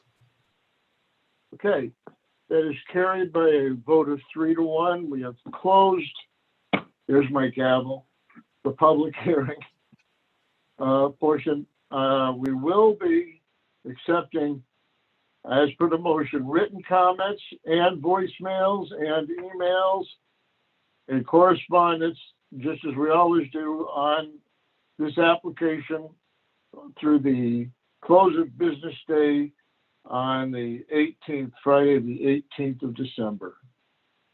Okay? I do want to thank the public for all of the comments.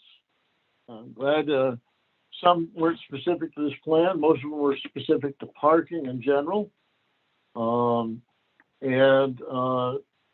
Also relative to any questions about conflicts of interest, I will consult with counsel and see if there's an issue and if there a potential issue in any way, and we will refer these to the City Board of Ethics if we feel that it's appropriate.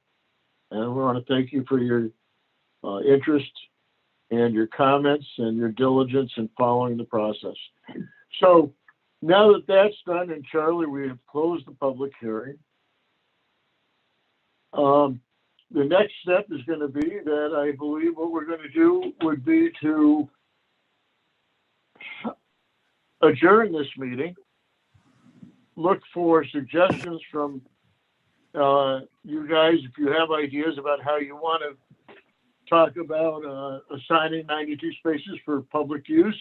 And Matt, I'd actually like from community development, besides as co-applicant, I'd like a concept of how those 92 spaces could remain as free parking or not, or at least an update on what is the concept now for the parking system downtown, which has been, and I don't want it tonight. I'd like it a formal thing of this is what we're going to do or not do, or if you don't know yet what you're going to do, saying that we're not, we can help form that or format that. Okay, but we want to understand what's going to happen with these 92 spaces, and Dean's offered to make sure that they're available to the public all the time, which is appreciated. And we're going to start doing our due diligence to prepare our finding statements and any resolutions we're going to do about the SUPs. And I think that pretty much we've heard, we had a good bit of testimony this evening, public testimony. I think we've given some ample opportunity to anybody that wanted to speak, and heard from quite a few of the adjacent property owners, which I think is important. And unless anybody has anything else, I'm gonna look to, we have some other business. I think we have minutes to do, but as far as this application, are we all set? Charlie? Yep, we're all set as far as I am concerned. We will get the stuff that you request in short order. Great. Okay, board, do you have anything else, or should we say that we're done hearing the application by the city of Plattsburgh, and I'm going to call them co-applicant Prime at this point this evening, and we're going to work towards getting a vote done December 21st. I think we're done, and I think our marching orders are pretty clear to ourselves. Right, great. Any question, Ellie, PJ? No? Great. All right, and Julie, thanks and welcome to the board. I hope you enjoyed watching it. And we're all set with you guys. The only thing we have left is a motion, so. Hey, Ron, before you make the motion. Oh, sorry. You know, I'm looking for some direction from the board. If you want to, you know, have me, if the board wants to have me prepare some, you know, some documentation, or if, you know, maybe if the board wants to have a separate meeting with me, you know, I guess what I'm saying is I'm looking for some direction by the board. I'm here to help, and I'm certainly ready, willing, and able to begin or to continue drafting, whether it's findings or resolutions. But, you know, I'll take my cue from you guys, and at such time as you're ready to give me some direction, I'm ready to receive it. Right, good point, Corey. Sorry about that. Yeah, I guess, board, what I would suggest is that I first, Corey has got a edited needing to be corrected finding statement, and I don't think we've actually done much on resolutions. I'd like to start, if you don't mind, I'd like maybe to have Scott and I, so it's not just me, for now. And Ellie, you're more than welcome, but I think that if we work with Corey to say, here's what we've got, and Corey can start to give us direction for the findings and resolutions, and then start to present that to the board by email. I think it is a busy time. I think we all have time to answer emails. We just can't schedule ourselves for stuff. Is that appropriate for you, Corey? Yes. Yep. I'm just, I'm not asking for you to do anything now necessarily, but I'm just letting the board know that once I have some direction from you, you know, between now and the meeting, I can, you know, start getting things ready for the board's consideration. Right. as far as I think we're concerned, we have the final plans and we need to come up.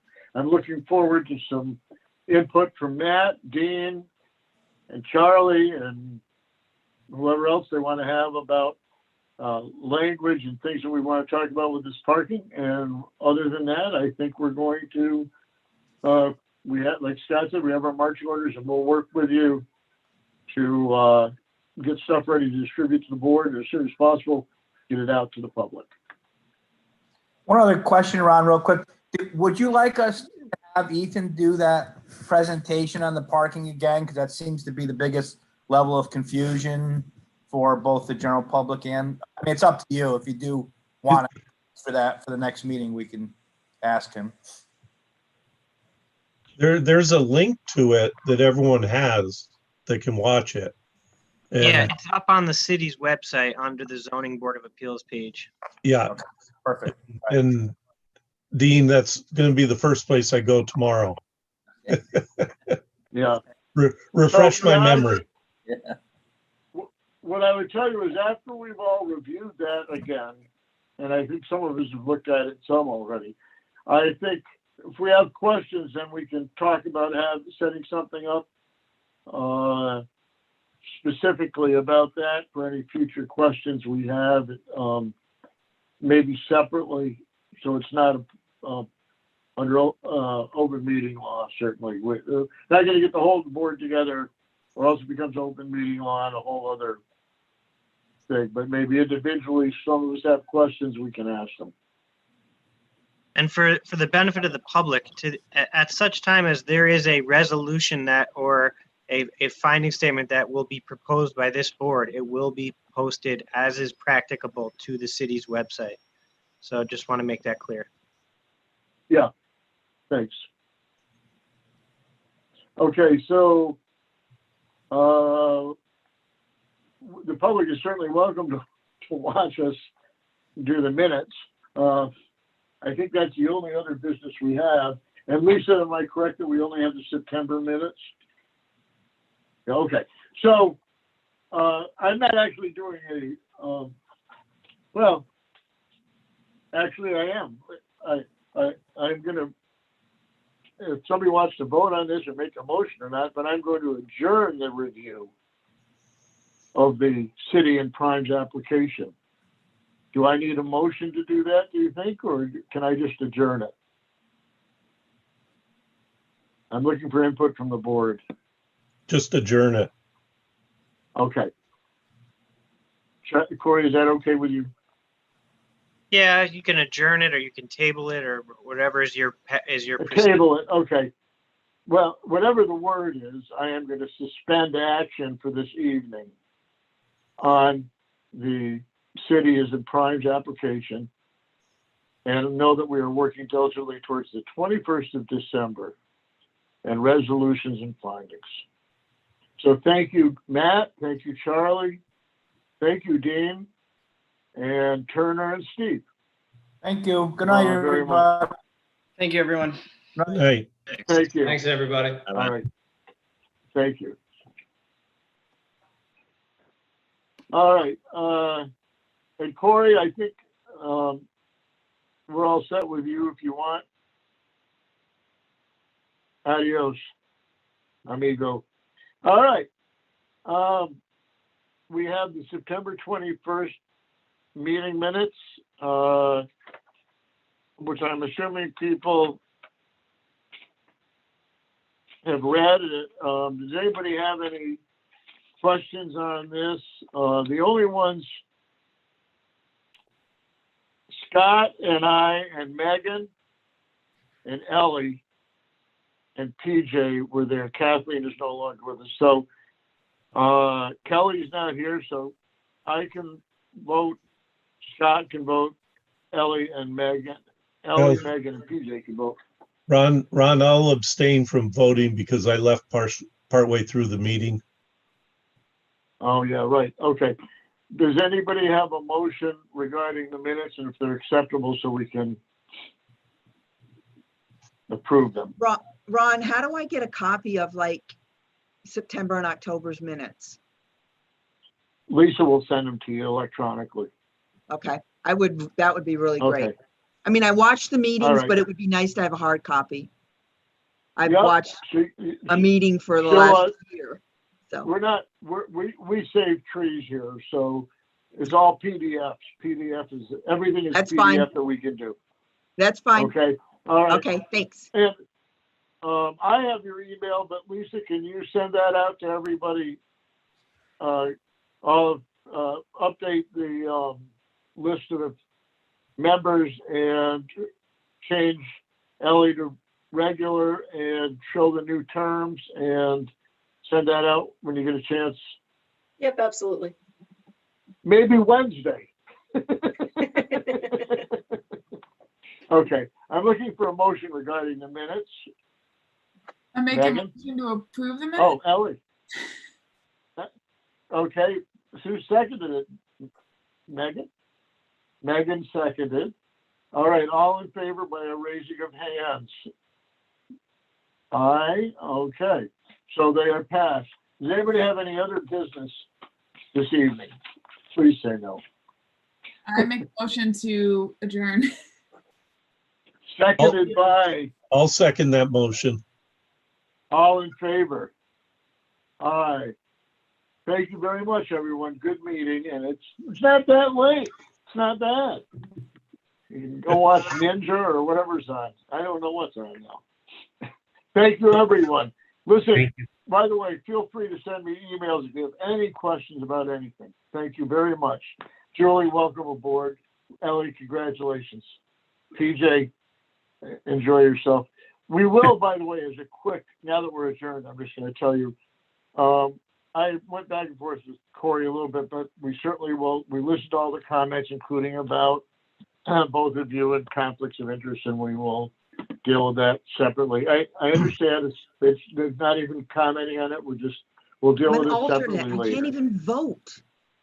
I can't Yeah, I know. vote. What's- Right.